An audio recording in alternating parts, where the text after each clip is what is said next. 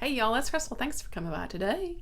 Yeah, we're going to do another book tag. Yeah, I'm catching up. So here we go. This is the sci-fi movie book tag. This was created by a man with a hat who reads. I'll link his channel in his tag video below. He's got a great channel. And this is a really fun tag. All of the questions are based off of sci-fi movies. It's just 7, so it's a nice short and sweet one. So let's go. Let's dig into it. Number 1, Welcome to Earth. This is Independence Day, of course, a book about an alien invasion. I went with Parasite, the manga Parasite. This one is super fun. So right in volume 1, these little aliens crash land, and most of them are just kind of overtaking a human body in a parasitic way, and they're taking over their brains and stuff and like controlling them and that kind of thing. Now this one guy though, the alien only made it as far as his hand. So he's got this little alien living in his hand. Shenanigans ensue. He's being chased down by the other aliens because that that's not right. Something didn't happen, that he didn't, that his brain's not being taken over. Things are going on. Set at a high school. One of his teachers has been taken over by an alien. Yeah, it's really fun. It's just a lot of fun, and like a lot of kind of some like body horror type imagery in here too. So sometimes it gets a little gross. It's a really fun one. I like it a lot. Okay, number 2, Life Finds a Way. Of course, we know that's from Jurassic Park. So a book where science runs amok. And I immediately thought of Queen of Teeth by Haley Piper. So this is a horror novel about Yaya, who was part of a sort of, I guess, kind of, I don't know if it was like a government experiment, but yeah, it's a side effect of things that went on from this like alpha beta pharmaceutical. So things are going on, and she wakes up one morning and there's there's teeth in her vagina, and things go from there. It starts to rampage. Shit happens. It's so good. I love this book, and it's really good. But yeah, definitely science has definitely run a bit amok in here and lead to some weird things. So I love this book, and yeah, it's so good. And the cover, shut up, it's so good. All right. Number 3, May the Odds Be Ever in Your Favor. Of course, that's the Hunger Games. So a novel about a dystopian Earth. I went with Parable of the Sower by Octavia E. Butler. This is definitely a dystopian sort of society. There's been some sort of, I think, kind of like financial collapse here. The government still exists, but they don't really do much to actually help the citizens in the world. So the citizens have to take a lot of things into their own hands. There's these sort of walled communities where certain neighborhoods are like they protect their own and things like that.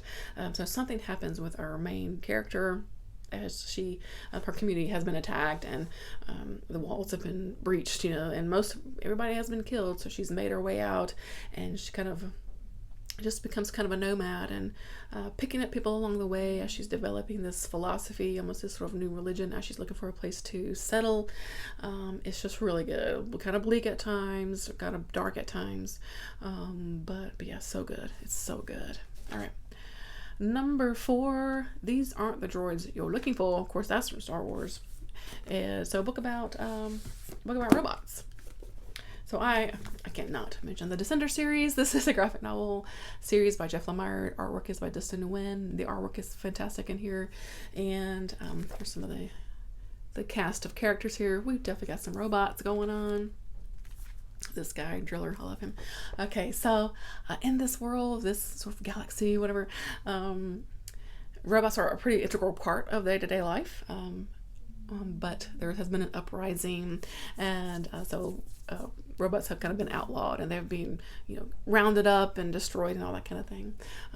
But we're following this little guy, Tim 21, and he's waking up some years later after all of those shenanigans have gone on, and he was a little companion robot for a little human guy on this kind of colony planet, and he wakes up and he's all alone, and he's what's going on? So he's Tim 21. He's just a really sweet little robot character, but he gets kind of wrapped up in this big thing because he's actually maybe pretty important to the grander scheme of things, of what's going on.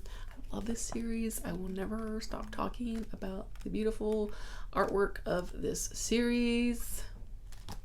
It's so good. I love it so much. And I just want to do a shout out because I recently read the novelization to Interstellar, and shout out to Tars because Tars needs more love. He's an amazing, amazing robot character. All right. Alrighty. Number 5, Klaatu, barada, nikto. Yes, that's the day the earth stood still. I've seen that movie a billion times. Okay, book where immortality or resurrection plays a part. Kind of basic question, basic answer maybe, but I couldn't think of anything that wasn't a vampire book. So Interview with a Vampire is a classic vampire book. So we know vampires are immortal to a point. I mean, they can be killed, but they live several years. And in this one, of course, the vampire is given an interview about his life, how he became a vampire, and all that good stuff. This is where we meet Louis and Lestat, and it's a classic by this point. It's really good. Okay, E.T. Phone Home, a book about space travel and Unkindness of Ghosts by River Solomon. I love this book. It is so good. A bit heavy topic. Can be a bit of a challenge to read at points, but it's so good. So we're following our main character here, and so this is humanity is fleeing Earth, trying to find somewhere to live. Of course, they're on this big ship, and the ship is set up like sort of slavery times of the U.S. So the lower you are on the ship, the lower status you are, and of course, there were enslaved people that live on the very bottom, and they are still taking care of everybody else, and there's even fields that are being farmed on this big ship and everything. And so our main character is she's learned some things about her mother, about how this society kind of works. We learn about it. It's just, you just gotta read it. It's just when you gotta read to find out what goes on here, because it's so good. It's so good. And I love that cover. Okay. Okay, number 7, I'll Be Back. The Terminator, a novel about time travel. I'm for some reason just finding a hard time with this one, but I remembered reading this trilogy, what starts with the book One Word Kill. This is by Mark Lawrence. This might be kind of a YA type of story. I know Mark Lawrence does read a lot of fantasy, but this is definitely a sci-fi story about time travel. And we're following a young kid. In the beginning, he's like a teenager, and he has he's a nerd. He's like a super genius guy. But he also has this little friend group that plays D&D. I mean, it's very 80s. So lots of nostalgia going on in this series too. But he kind of meets this guy one day who's like, something's going to happen to your friend Mia in the future, and maybe this is him from the future trying to stop these things, and kind of what happens from there, and can you actually change the future, that kind of thing. It's a fun little ride as we're following, I think his name's Nick, as we're following Nick and his friend group as they're just get wrapped up in these time travel shenanigans. It was a really fun time. I really had a good time with that series. But One Word Kill, I think maybe was a good kickoff for the series, and yeah, I enjoyed it. It was good. All right, that's it. So tag some friends. I don't know. Tag your it. Tag your it. I'm just gonna say tag your it. So if you'd like to do it, let me know, so I can watch it. And if you don't make videos, let me know kind of what some of your favorite time travel books are. Because I realize I don't think I've actually read a lot of time travel books now that I think about it, because I couldn't think of many when I was trying to think of that question. Anyway, thanks for watching. Hope you're doing well, and take care of yourself, and I'll see you in the next one.